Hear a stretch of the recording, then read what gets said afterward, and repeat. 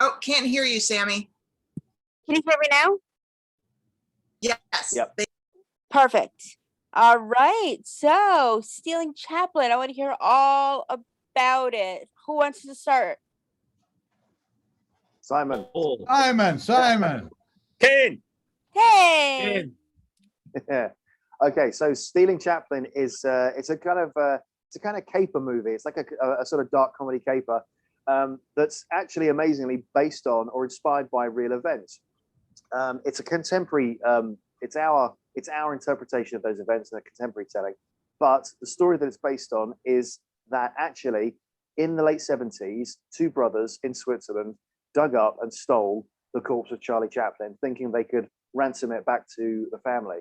And for several weeks, they had the coffin and the body in their house while they were sort of doing a cat and mouse game with the police, trying to get a ransom. And eventually they were caught and the body was returned back to the grave, and where it remains to this day, buried under about 20 feet of concrete. And Simon has had the idea for doing a movie version of this for ages. And when he came to us and told us about it, and I thought initially, I'd never heard the story before. So I had to double check to see if it was actually true. And I looked it up, and there it was online, all this information about it. And I couldn't believe it.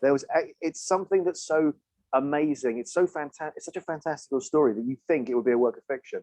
So for it to actually be based on reality, we thought, well, that's a no-brainer. It's a fun story that lends itself very well to a sort of comedy caper type story. So we decided we'll do a contemporary telling of it. When we were thinking about where to set it, we thought, right, what place kind of sums up schemes and scams and trying to get rich quick and that kind of thing. And we thought Las Vegas seemed to be the perfect setting for that. So we set it in Vegas and got a very talented writer, Doug, who also plays Terry, to write a script for us. And we just sort of took it from there. Very nice. Who wants to add to that? Anyone else have anything they want to add? Yeah, it's such a neat story, but we knew that, Chaplin's body had been stolen for ransom. And we knew that the two brothers that stole it were quite comical in terms of they were totally inept and bound to be caught. And we got talking about, well, where did they come up with this idea? I mean, of all the different types, obviously money was the motive. And we also got talking about what the hell did they do with this body and coffin during the weeks that it took the police to finally capture him. And so that opened up the door, and it kind of immediately moved into the comedy genre. And, comedy's tough to do. Most movie production companies don't like tackling a comedy. And we handed the idea over to Doug, and I read his first draft of his script, and I was talking to Simon on the phone. I says, we got to do this. And, that's how it happened. Nice. Simon, Doug, you want to add anything? I'd just like to say it was an absolute pleasure to have worked with Simon and Paul and Ken again. And I can't wait to do it again. That may be the best acting I've ever seen Doug do, actually. Right there. Who was that? Just to add to the, if anyone's not seen the story, if anyone's not seen the film, so in terms of the story, it's as I described: two brothers dig up and steal the body of Charlie Chaplin and try and ransom him. And then what happens is, basically, as the reward keeps on getting bigger and the world's media sort of focuses on it more and more, all the lowlifes in Vegas, all the dirty criminals, all the crooked cops, everyone kind of thinks, oh, there's money to be made here. So everyone's trying to, sort of get in on the action. And everything sort of escalates from there. So it's a sort of comedy of errors, really, but one with a lot of very good, cool dialogue, and one that's sort of anchored with a very good sort of brotherly relationship between the two leads, who sort of quibble and bicker and through the film. But there's a great chemistry between them. Nice. Go ahead. I really had to do a lot of research to write these underground, below the belt kind of grungy characters. I have no natural life experience with this sort of thing. So it was a lot of fun to research it, and I'm just glad that my mum and dad allowed me to. That's funny. That's funny. I like that. And my two stars, tell me a little bit about your roles. Well, when Simon first came to me with the concept, he said, I want you to research the original true story, set it in Vegas. We'll play the two brothers who drink too much and aren't that bright. He said, so just write us in a film and we should be fine. So I dumped myself down some, smartened him up some, and away we went. It was good of you, Doug, to make me the good-looking brother. Thank you. I know. I really had to work on that. Yeah, and yet it seemed to just work, you know, sort of, yeah. And it's good you haven't broke character since then. Well, no, I'm ready for the sequel. Right. What was good about Simon and Doug playing these characters was that obviously Doug based them very much on their own personalities and their own relationship. I think that the inspiration he took for them really was the film Dumb and Dumber. But honestly, I directed the film and I still can't work out which is dumb and which is dumber.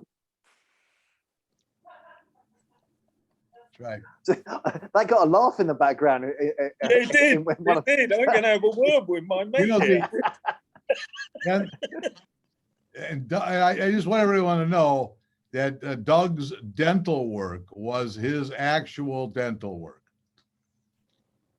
Oh, okay. Okay. I didn't even notice that. No, I actually lost it on a film set that I was working doing production design for these guys. And Simon, because apparently they think I've got a bit of a temper, and Simon was a little worried that Doug was going to go full Doug. And I just went, no, look, it will look great for the Chaplin movie. And so, yeah, away we went. I've since... Doug, why don't you tell them the story about a little girl was the one that knocked that tooth out? I want to hear the story. Yes. All right. I was working, putting up some set deck, and we had this girl, the girl that plays the stripper in Chaplin, AC. And AC, like, she's non-stop. She drives you nuts. So I stuck some tape over her mouth, you know, as a joke. Said, there you go. And about 20 minutes later, she tore a piece off, spam round to put it on my mouth, but I spam round at the same time, and she punched me, balls in the face. This little 5'2" tall girl punched you in the face. Yeah. She's about 5'2", about 100 pounds. And I'd like to see either of you try and take her on. Doug went flying. You know, he woke up about. He woke up about 10 minutes. He woke up about 10 minutes later with us fanning him. We found his tooth, and he very gamely agreed not to put it back in his mouth. And so we wrote that little injury into the beginning of the script.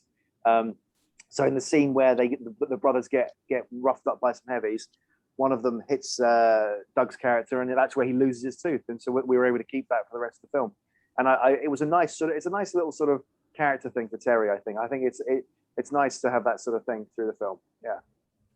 I've since played a thug in one movie and a drug addict in another, both of which loved the fact the tooth was missing. So it's kind of become a bit of a trait. I was going to say, now it's your trademark. Kind of. And for the record, I think you both play equally good-looking brothers and equally smart. How's that sound? You've just insulted both of them. I'm somewhat insulted by it, but okay. That was such a backhanded compliment. I love it. I need it. You're both adorable. I agree. They are both equally as handsome as each other. Exactly. See, you're trying to make me look bad here. Leave the cute journalists alone. I'm kidding. The craziest thing was to watch Doug come from a predominantly writers, producer, set handyman, can do anything role to a star. That was an amusing conversion to watch. Well, thank you, Dennis. Suddenly all the things that the actors had asked for before that Doug would grumble about, Doug became on the other end of that. I witnessed this firsthand as Yeah. well. The monster that Doug turned into. Doug took to being one of the lead actors on the film like a duck to water. It's not often that I've seen an actor stand and go, "Could someone pull my socks up for me, please?" Yeah. I'm a star, Paul. I'm a star. That's funny. I love it. And what would you say? I want each of you to tell me your favorite memory about making the movie. For me, I think my favorite memory was associated with what was nearly our biggest disaster on the movie, in that we were supposed to be shooting in a cemetery for the scenes where they dig up Chaplin's grave. They discovered Chaplin's grave and dig it up, and 2 days before we were filming there, the location pulled out, and so they just said, I think they finally read the script and they realized that the scene would involve digging up a body, and they said, we don't want to be associated with that, even though it's complete fiction. So we'd lost the location, and that day we were filming with Wayne Newton in Champagne's bar, and he said to us, "Oh, how's the shoot going?" And we said, "Well, it's going good. You know, we're pleased with what we're filming, but we just lost this cemetery 2 days from now." And he said, "Well, look, why don't you come and film in my backyard?" And we said, "Well, look," we sort of laughed and said, "Look, I think we need something a bit bigger than a backyard." And he said, "Well, look, come and see my backyard and see what you think." And so that evening we went to see Wayne Newton's backyard, and his backyard is about 27 acres big. It's a horse farm. It's rolling green acres of fields and a little bit of forest. There's trees, a stream running through it. It's 27 acres in the middle. It's a city block in the middle of Vegas, and where he breeds stud horses. And he said, "How's this?" And we said, "Yep, this will work, I think. Thank you very much." And so 2 nights later, we were back there. We dressed in a load of fake gravestones. And Wayne Newton, the sort of showbiz legend himself, very generously let us film there through the night with loads of extras, and also dig a very deep hole in the middle of his perfectly manicured lawn.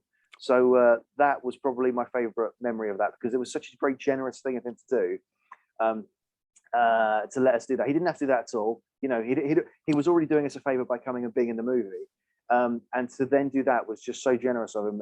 We were hugely appreciative. And his daughter was in the film playing Lauren. His daughter Lauren was in the film playing the waitress in the diner, sort of the gum chewing surly waitress. And his wife did a scene for us as the news reporter reporting live from the graveside.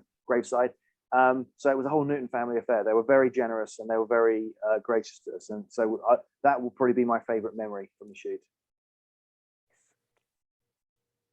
Doug, Mine was the gunfight at OK Corral scene, which ended the movie out in the desert. It was about a 15-hour desert shoot. It was very hot there. And Paul,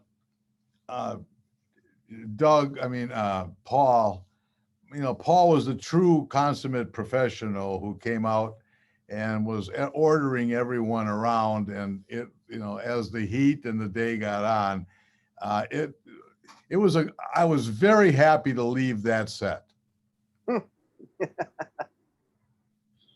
That was a great day. I mean, there was a lot riding on that day because it was the whole climax of the movie. It was the whole finale, and we only had the one day to film it. But I was very pleased with that because we planned it very judiciously.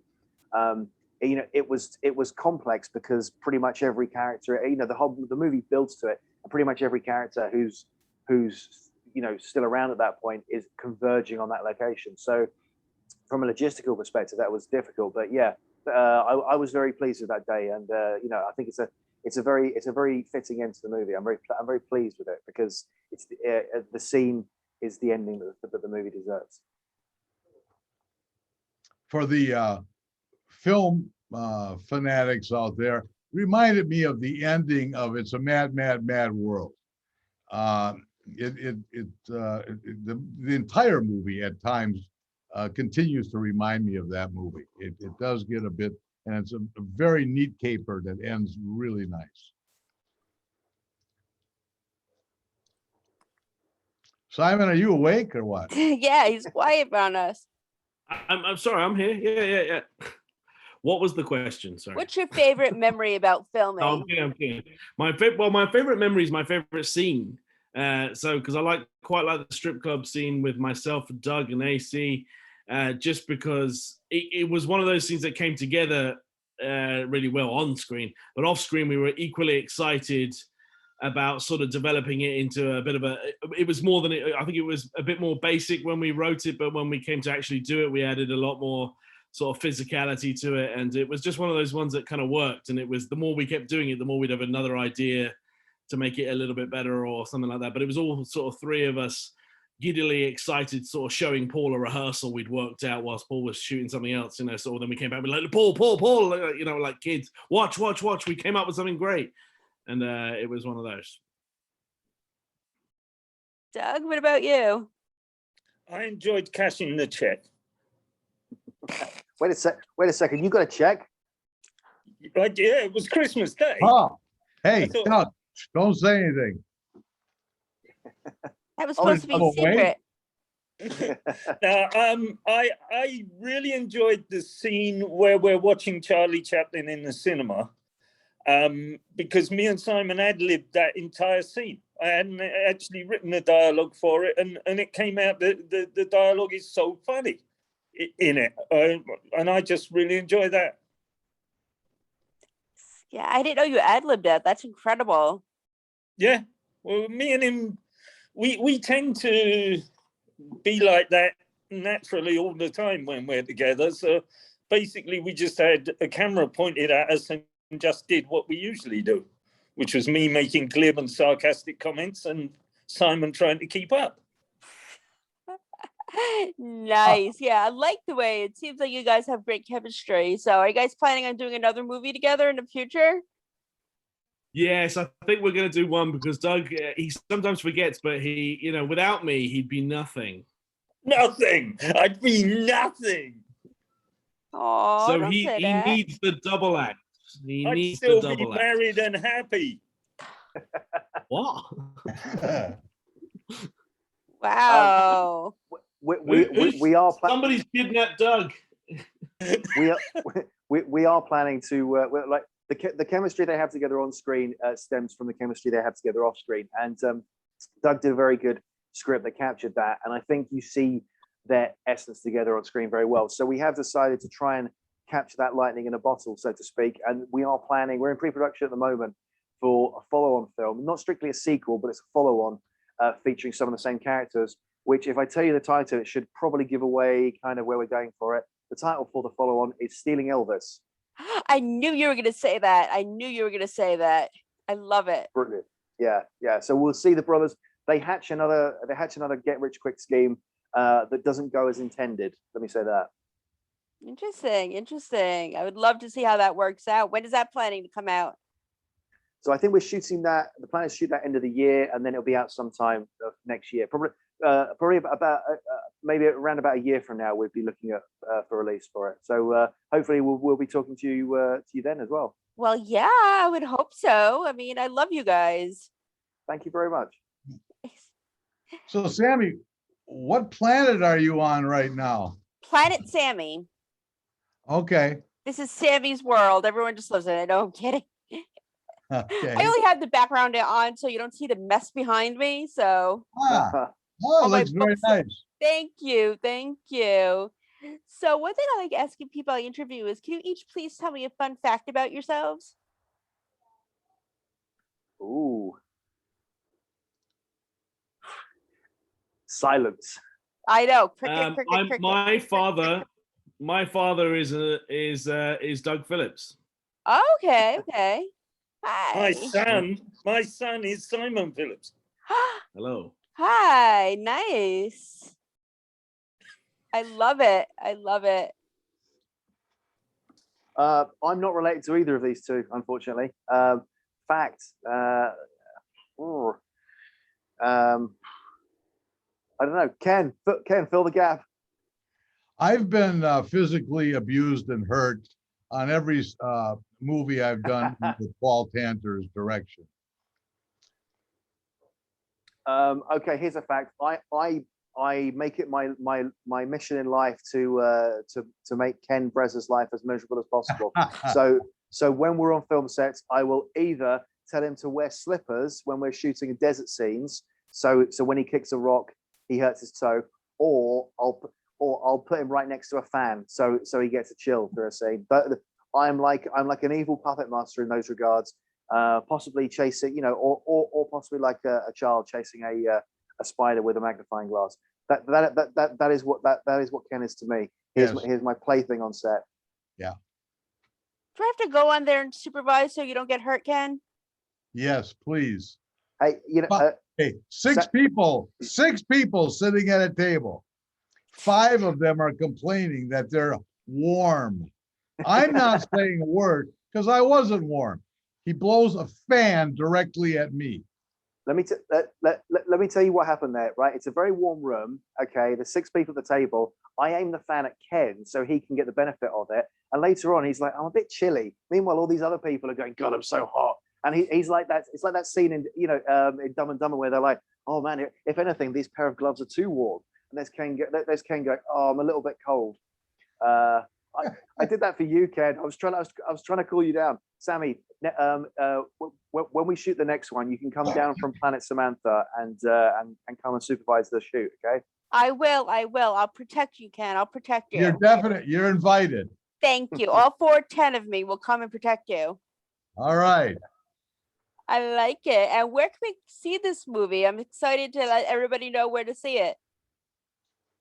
It's So on, stealing. it's, Go on. it's Sorry, going to mate. be on Amazon Prime for free on August 4th, actually. So Yeah. you can see it currently on iTunes and stuff like that, but Amazon Prime from the 4th of August. Sorry. Perfect. Well, it was a pleasure to speak to all of you. I really appreciate you. And we can't wait to see you again for Stealing Elvis. Thank you very much. We're looking forward to it. Thank you, Good gig. Sammy. Thank you. Bye, you guys. Thank you, Sammy. Bye-bye. Bye. Thank you. Thank you.